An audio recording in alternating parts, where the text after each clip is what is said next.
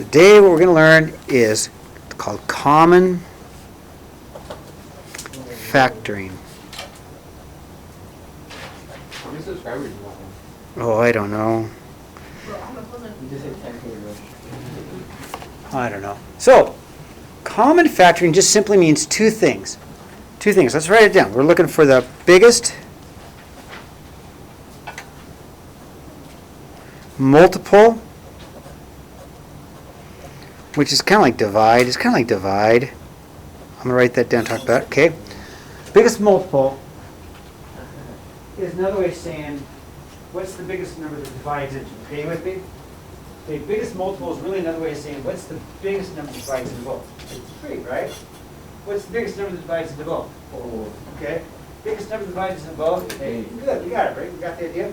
It also means common terms, okay? Common terms. It also means common terms. And I'm going to write this as how many at least in common. Okay. I'll write that down and then we'll talk about that.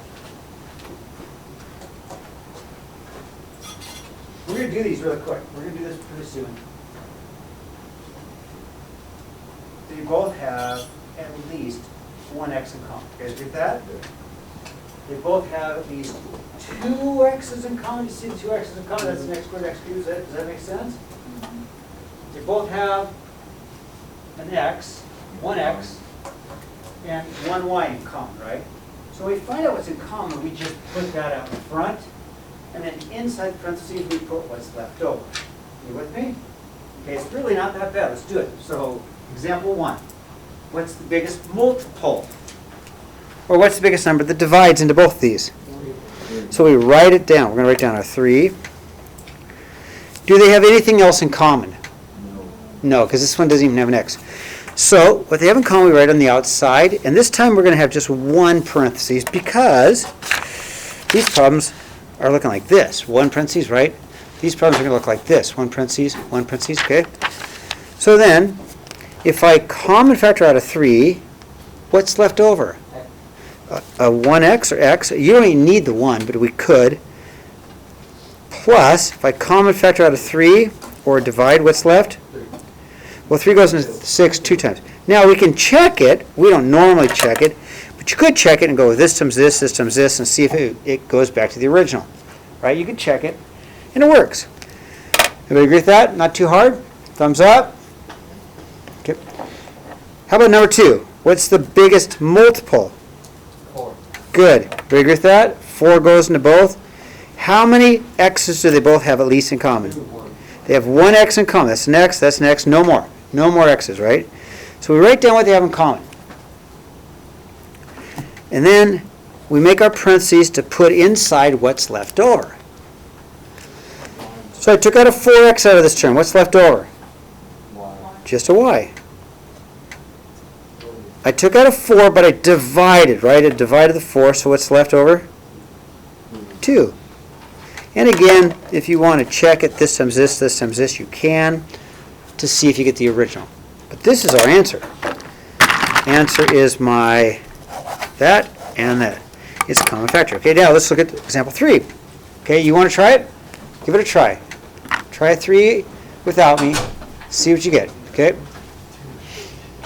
And I'll do it in a minute. Okay?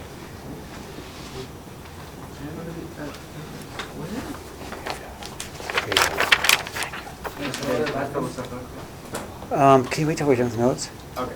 So, I'm going to have an 8. You guys agree with 8? Because 16... Would it be 8x squared or just... 8x squared is right. Why don't you wait for that? So, 8x squared, I agree, Jacob, because they both have an x squared in common. No more than 2 x's in common, x squared. So then what's left over? If I take out a 16x, remember I'm dividing, what goes right here?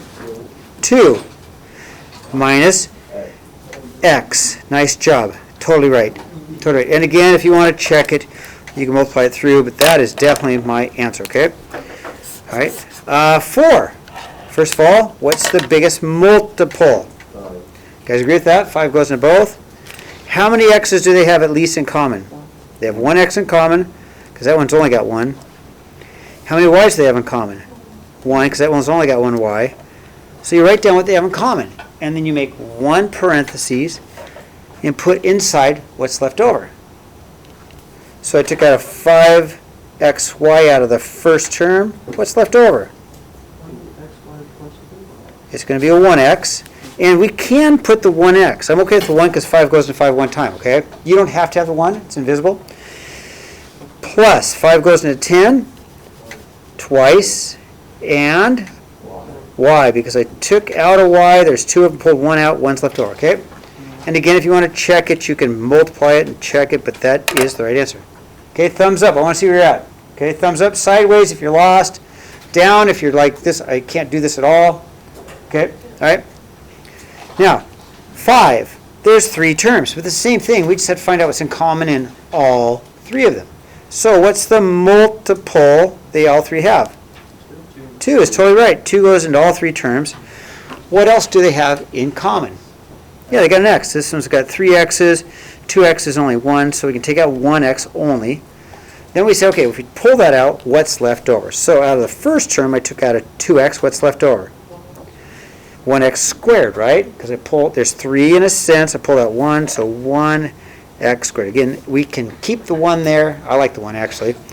Second term, 3x.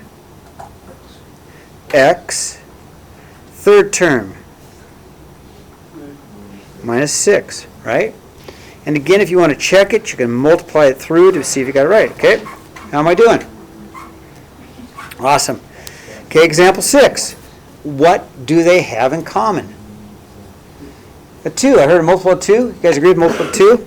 So pull out a multiple of 2. Anything else in common? No, just the 2, right? So if I take the 2 out of the first term, what's left over? X squared, right? X squared. And then 2 goes into 72. Anybody know? Good job. Who said that? Nice job. 36, right? You guys agree with that? Now, I don't know if you remember from yesterday or even from today's warm-up, but what's inside the parentheses can be factored again. That can be factored again. Do you remember that? Anybody know how to factor that again? Emily, what are you going to do? Remember how to factor that again? This is what we did yesterday or the day before. X and x, and what else? Plus 6 minus 6. So don't forget the 2, because the 2 is part of the problem, okay? So sometimes we have to factor again. Okay, number 7. What do they have in common? A 3 is correct, and something else. What else do they have in common? They've got an x. They both have a common multiple of 3. 3 divides into there and there. And they both have at least 1 x in common. So what's left inside? X squared minus 9. Now this one can be done again because it's just a lot like that, isn't it? Isn't it a lot like this one? So the 3x is still part of the problem, so I'm just going to bring it down. It's done. The 3x is done. Just bring it down. Okay, but then let's do x squared minus 9 like we did this one. So how do we do that? How do we factor x squared minus 9? X what? Plus 3, x.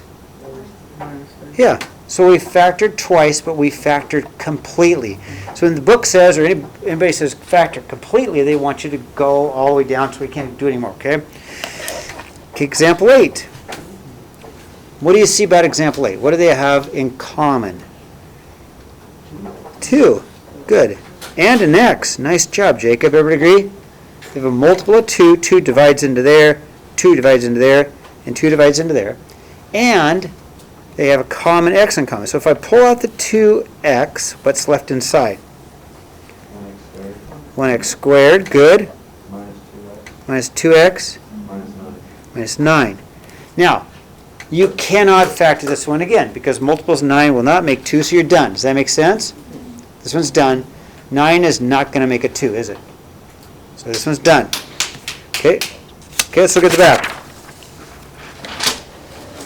So let's go backwards. This times this, this times this times this, right? 12x to the third plus, oh yeah, thank you, Jacob, plus 9x squared y squared, good, minus 6x squared y. And if we wanted to factor it to make it into that, we would pull out what they have in common, right? Right? Makes sense? So these two are the same problem, aren't they? They're just in a different form. These two, the question and the answer are the exact same problem, they're just in a different form. Factored form, multiplied form, okay? Example 10, right? That times that. What's 3x times 5x? 15x squared. Don't forget that, right? X squared because x times x. 3x times negative 2, negative 6x. Good. Then we can't forget the 4. 4 times 5x, positive 20x, right?